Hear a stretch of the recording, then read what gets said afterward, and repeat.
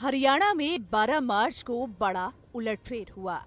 JJP और BJP अलग हो गए हैं और इसी के साथ 2014 से हरियाणा के सीएम पद संभाल रहे मनोहर लाल खट्टर ने भी इस्तीफा दे दिया है। कुछ ही देर में नायब सिंह सैनी को सीएम की कुर्सी सौंप दी गई और शाम तक नए मंत्रिमंडल का गठन हो गया। इन सारे घटनाक्रम के बीच सवाल ये उठ रहे हैं कि लोकसभा चुनाव से पहले इस बदलाव की वजह क्या है। इसे लेकर कुछ बड़े कारण माने जा रहे हैं। दावा किया जा रहा है कि सबसे बड़ी वजह है सीटों के बंटवारे को लेकर मतभेद। हरियाणा में लोकसभा की 10 सीटें हैं। मीडिया रिपोर्ट्स के अनुसार जेजेपी प्रमुख और डिप्टी सीएम दुष्यंत चौटाला 10 में से 2 सीटों की मांग कर रहे थे, लेकिन बीजेपी सिर्फ 1 सीट देने को तैयार थी। इसे लेकर सोमवार को यानी कि 11 मार्च को बीजेपी अध्यक्ष जेपी नड्डा और दुष्यंत चौटाला की बैठक भी हुई। दावा किया जा रहा है कि 45 मिनट चली इस बैठक में समझौता नहीं हो सका।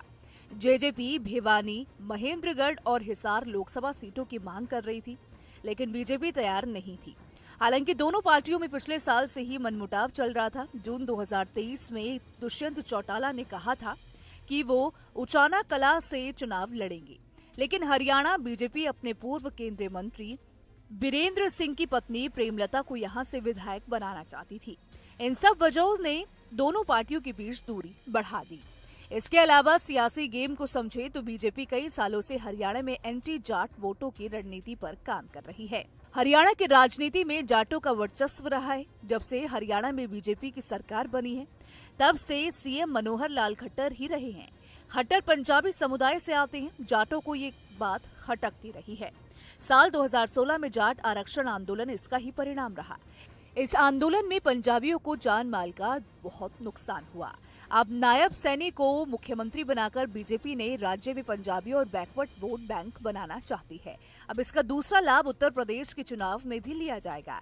नायब सैनी बड़े ओबीसी नेता है।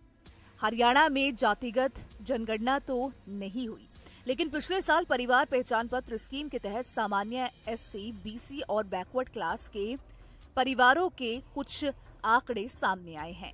उन आंकड़ों के आधार पर अनुमान है कि हरियाणा में पिछड़े वर्ग और एससी मिलाकर 51% है।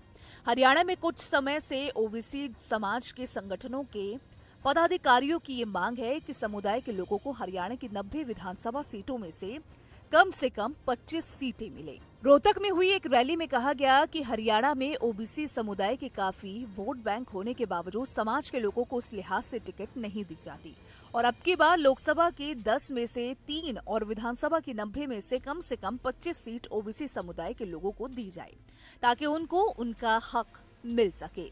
ऐसे में ओबीसी वर्ग की नाराजगी शांत करने और उनका वोट अपने पक्ष में करने के लिए नायब सिंह सैनी सुटेबल चेहरा है। खैर, इसको लेकर आपकी क्या राय है, कमेंट सेक्शन में जरूर बताइएगा। वीडियो पसंद आए तो वीडियो को लाइक, शेयर करना ना भूलें। साथ ही हमारे चैनल को सब्सक्राइब कर लें और बेल आइकन को प्रेस कर लें, ताकि हर एक अपडेट सबसे पहले आप तक पहुंच सके। और चलते चलते एक जरूरी जानकारी, आपको न्यूज नेशन के YouTube चैनल पर एक ज्वाइन बटन दिख रहा होगा। इस बटन पर क्लिक करके आप चैनल की पेड मेंबरशिप ले सकते हैं। बटन पर क्लिक करके आपको इसके बारे में ज्यादा जानकारी मिल जाएगी। तो देश दुनिया की तमाम बड़ी खबरों के लिए आप बने रहें हमारे साथ, देखते रहें न्यूज नेशन।